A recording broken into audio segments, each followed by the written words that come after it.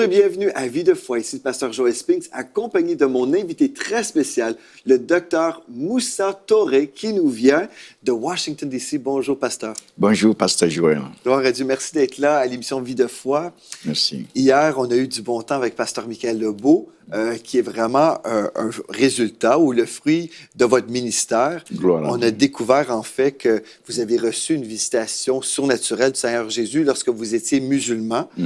Jésus s'est présenté à vous, Tout il à vous a fait. révélé son amour pour vous, Oui. vous a sauvé surnaturellement, comme nous tous en fait. Si nous sommes sauvés, c'est toujours un miracle. Mais vous avez vraiment eu un parcours très spécial et aujourd'hui, on va découvrir encore d'autres histoires, des témoignages de guérison, de miracles que vous avez vécu. Et on va parler spécifiquement aujourd'hui comment développer notre capacité spirituelle. Donc, c'est vraiment une émission qui va être très chargée, Oui. mais chargée de bénédictions. Amen. Donc, je vais vous inviter à partager un peu ce que le Seigneur a déposé sur votre cœur pour cette émission. Oui. Donc, ce qui est important que je voudrais apporter comme contribution à l'édification du corps du Christ, c'est aider les frères et les sœurs à développer leur capacité spirituelle.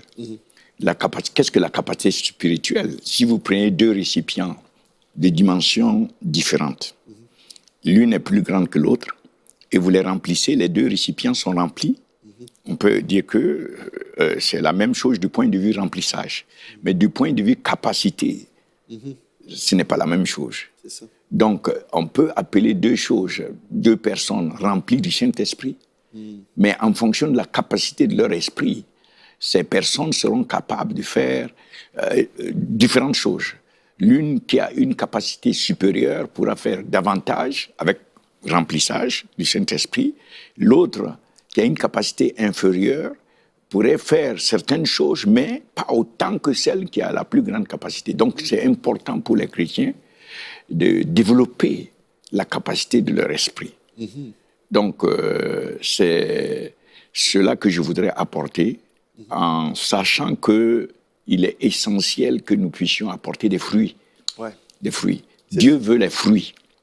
Oui. Oui, c'est ça, c'est vraiment important qu'on puisse glorifier le Seigneur par nos vies et produire pour le royaume de Dieu. C'est ça. Par exemple, des âmes qui viennent à Christ, C'est ça, ça. c'est des fruits merveilleux. C'est ça. Des corps malades qui sont guéris, des C'est personnes ça. délivrées par la puissance de Dieu. C'est ça. Bien, tout ça glorifie le Seigneur. C'est ça. Mais pour y arriver, comme vous dites, on doit se développer. C'est ça. Et vous avez vécu plusieurs miracles. Peut-être aujourd'hui, vous pouvez juste nous aider à comprendre comment vous êtes passé peut-être d'une certaine capacité à une autre. Qu'est-ce que vous avez fait pour voir plus de fruits pour la gloire de Dieu? Une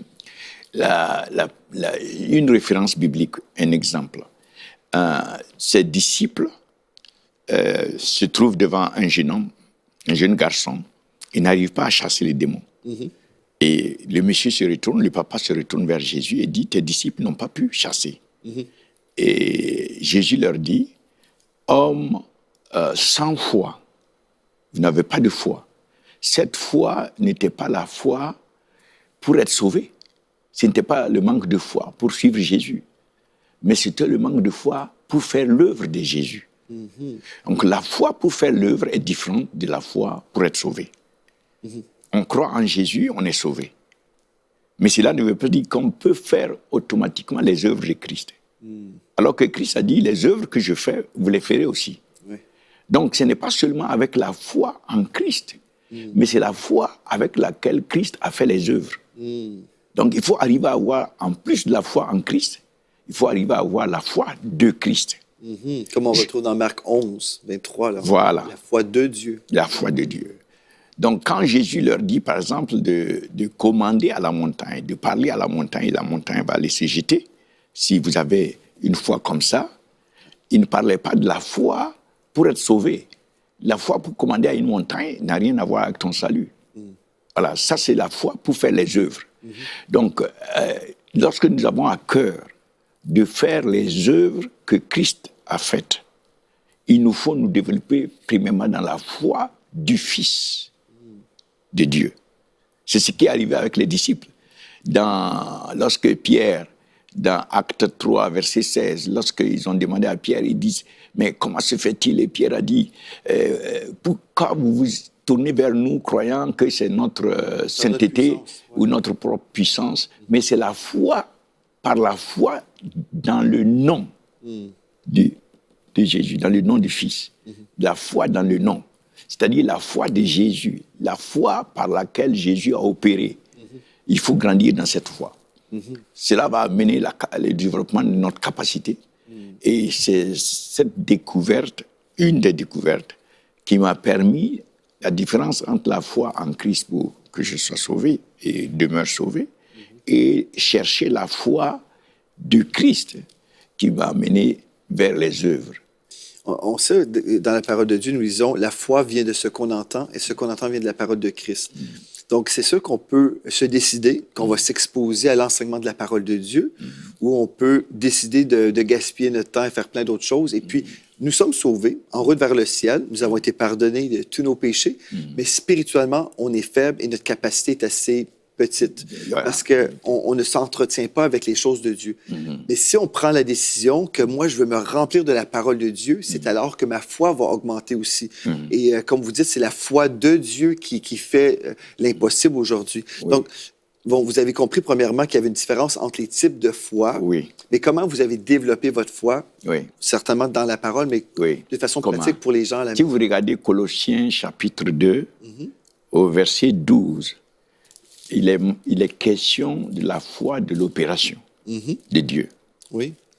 Donc, Colossiens 2,12. 2,12. Nous lisons, ayant été ensevelis avec lui par le baptême, vous êtes aussi ressuscités en lui et avec lui par la foi en la puissance de Dieu qui l'a ressuscité des morts. OK. Dans la version anglaise, anglophone, il est mention de la foi de l'opération de Dieu, la foi par laquelle Dieu opère. Et c'est cette même foi que Jésus est venu utiliser sur la terre pour faire les œuvres. Un exemple, lorsque les disciples ne pouvaient pas chasser les démons, Jésus leur a dit, ce genre ne part que par La prière et la prière et le jeûne. Donc, à la parole par laquelle la foi nous vient, il faut ajouter les dimensions de la prière et du jeûne pour pouvoir rentrer dans la dimension des œuvres, de faire les œuvres. Donc, si on veut vraiment les œuvres, il faut se développer dans la prière et le jeûne, en plus de la parole. Voilà. Donc ça, c'est une des bases, une base de départ. Pour augmenter notre capacité. À faire les œuvres. Oui, ça c'est une base de départ. OK. Oui. Pour vous, dans votre vie personnelle, pour aider à la maison, parce que toutes sortes de jeûnes, typiquement, quand on pense au jeûne, on va s'abstenir de la nourriture, c'est ça. Mais il y a d'autres sortes de jeûnes aussi. Pour vous, quelqu'un qui n'a jamais jeûné, est-ce que vous pourriez donner des conseils sur comment ils peuvent démarrer aujourd'hui pour vraiment dire, OK, moi, je veux m'exposer à la parole de Dieu, comme vous dites. Je veux prier. Une anecdote. Oui, allez-y. J'étais dans les îles britanniques et voyant les miracles qui s'opéraient, un serviteur est venu me voir pour me poser la question et je lui ai parlé de ça, le jeûne, la prière et le jeûne. Et le monsieur m'a dit que il pouvait jeûner du matin à midi et il fallait qu'il mange. Donc, je l'ai invité à venir à mon hôtel. Et, bon, ça, c'est juste une anecdote. J'ai prié pour lui, pour que cette infirmité puisse le quitter. Et le monsieur a pu jeûner 30 jours juste à l'eau. Oui. Bon, c'est une grâce. On vient devant le trône pour recevoir une grâce. Pour aider les gens à pouvoir ajouter le jeûne à la prière, il faut aimer la présence de Dieu. Il faut devenir de plus en plus passionné pour la prière. Il n'y a rien de tel que la présence de Dieu. Lorsqu'on cherche la présence de Dieu dans la parole, dans la prière, et qu'on sait qu'on peut découvrir, on peut grandir dans cette présence par le jeûne, donc ça nous dispose à laisser tomber un plat ou deux dans la journée pour rechercher cette présence. Parce que l'idée, en fait, ce n'est pas la grève de la faim. Non, non, non, c'est pas la grève de la Parce faim. que des fois, les gens s'imaginent que si je jeûne, je manipule Dieu. D'une certaine façon, les gens ne pensent pas comme ça, dans le sens qu'ils disent pas, OK, là, je vais manipuler Dieu, mais c'est d'une façon inconsciente.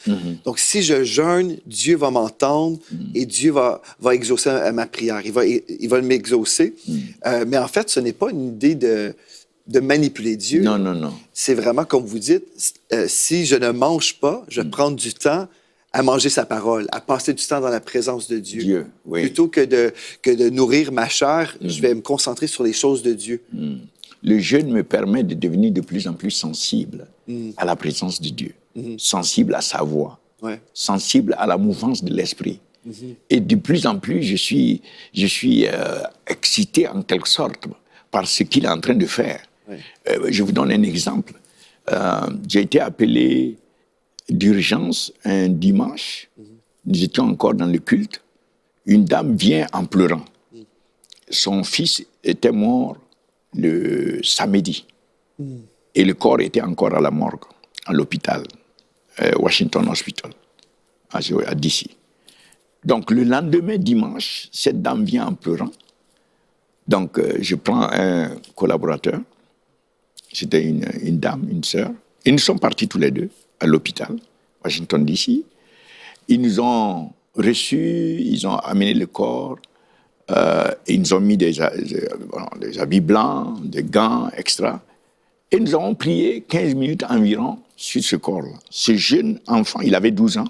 Actuellement, il doit avoir 18 ans comme ça, 20 ans. Et il est toujours vivant. Ce jeune homme ressuscite, vient à la vie. Et l'Église a organisé, le bishop a organisé une grande cérémonie. Il y avait plus de 1000 personnes. Wow. Et cet enfant a donné son témoignage, comment il marchait sur les rues en or avec Jésus, les anges qui s'aplatissaient quand lui il passait avec Jésus. Et puis brusquement, Jésus lui dit, retourne. Et il ne voulait pas repartir. Jésus a dit une deuxième fois, retourne. Il ne voulait pas partir. La troisième fois, un ange l'a pris et il s'est retrouvé dans son corps. Et dès qu'il s'est réveillé, ce jeune homme voulait aller dans la rue pour parler de Jésus. Il a dit de l'amener dans la rue, il veut parler de Jésus. On dit non, tes frères et tes sœurs sont en train de pleurer à la maison. Lui veut aller à... Après, il dit bon, de l'amener à l'église. On dit non, l'église est fermée, il n'y a pas de service. Wow. Tellement il avait envie d'aller partager Jésus-Christ. Donc cette expérience, par exemple, m'a affecté pour continuer d'aller dans le sens de rechercher dans la prière, dans le jeûne, avec la parole, tout ce que Jésus-Christ est en train de faire, de désirer les faire. Et ça m'a poussé à grandir dans la capacité, par la prière, par la parole, par le jeûne, dans la capacité de mon esprit. Et le résultat, c'est que les fruits deviennent de plus en plus abondants, si bien qu'aujourd'hui, il y a quatre morts qui sont revenus à la vie comme ça. Wow. Voilà des situations incroyables. Un exemple de témoignage en Israël. Nous étions environ 150.